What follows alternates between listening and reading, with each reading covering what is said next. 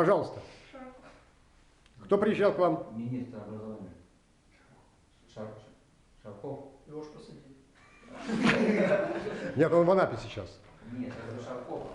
С Гайзером приходил. Ну, написано Шарков. А, с Гайзером.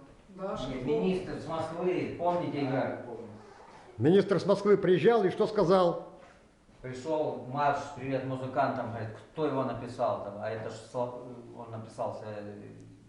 Народный. Да, Да, народный, да. Понравился очень марш им. Так, ну давайте, ребята, привет музыкантам.